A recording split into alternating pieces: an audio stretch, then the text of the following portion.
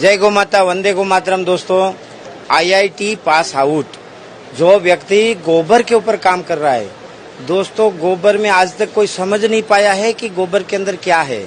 अभी इन्होंने क्या बताया मैं तो समझ भी नहीं पाया, हम उसी से ही समझने का प्रयास करते हैं। अपना नाम, क्वालिफिकेशन और क्या करते हैं वो बताइए। मैं डॉक्टर सत्यप्रकाश वर्मा, IIT बॉम्बे से ग्रेजुएट और PhD, और US से मेरी सेकंड PhD है। जैसे सर ने कहा कि अभी तक कोई समझ ही नहीं पाया कि गोबर में होता क्या है, तो मैं आपकी मुश्किल आसान कर देता हूँ। गोबर दो चीजों से मिलकर बनता है, एक होता है सेलुलोज और दूसरा होता है लिग्निन। मोटी भाषा में कहूँ तो ये लिग्निन गाय के गोबर का गोंद है और ये वो सेलुलोज है जिसे इस गोंद के साथ बांध देते हैं तो गोबर बन जाता है। हम यहाँ पर क्या कर रहे हैं, जैसे दूध फाड़ने की तकनीक होती है फर्मेंटेशन, और उससे दही बनाने के बाद आप 1000 प्रकार के उत्पाद बना सकते हैं।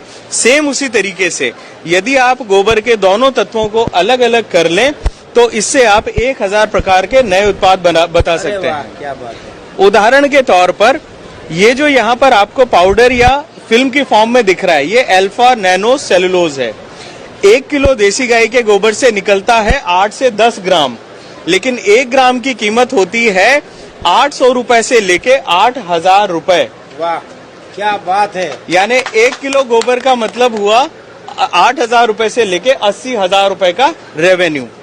ये जो गाय के गोबर का गोंद या लिग्निन जिसे हम कहते हैं, इसकी कीमत होती है 45 रुपए से 50 रुपए किलो, और ये इस्तेमाल होता है आपकी प्लाईवुड इंडस्ट्री के लिए, जो चिपकाने वाला अधेसिव होता है उसके लिए। अगर मैं दूसरे प्रोडक्ट की बात करूं, इस पाउडर का इस्तेमाल क्या क्या है, जैसा मैंने आपको बताया 1000 प्रकार के हैं। छोटी सी उदाहरण देता हूं, ये आपके सामने बाड़मेर की रेत है, रेगिस्तान की रेत, जिसमें कुछ भी उग नहीं सकता, इस मिट्टी को कभी बांधा नहीं जा सकता। लेकिन अगर आप नैनो सेलुलोज से बने हुए नैनो बायो फर्टिलाइजर को इस्तेमाल करते हैं, ये 5 दिन पुरानी वही बाड़मेर की रेत है जिसके ऊपर काला फंगस उग गया है, और इस रेत से आप मिट्टी का ढेला बना पा रहे हैं। यानी इसमें कैरियर भी है और न्यूट्रिएंट भी है। उसी sand convert to soil, sand को सॉइल में कन्वर्ट करने का फॉर्मुलेशन। दूसरा, अगर आप देखेंगे ये नैनो पुट्टी है, अगर आप इस पुट्टी के बोर्ड को रगड़ेंगे, ये पुट्टी आपके हाथ पे नहीं आती। दैट मीन्स ये बेसिकली सरफेस के ऊपर कोटिंग का काम कर रही है, जबकि पुट्टी, नॉर्मल पुट्टी ये काम नहीं करती है। ये वाटरप्रूफ है, वॉशेबल है, हर कलर में अवेलेबल होती है। और सबसे खासियत आम आदमी के लिए क्यों इम्पोर्टेंट है, क्योंकि ये लगाने के बाद आपको किसी भी पेंट या डिस्टेम्पर की जरूरत नहीं पड़ती है।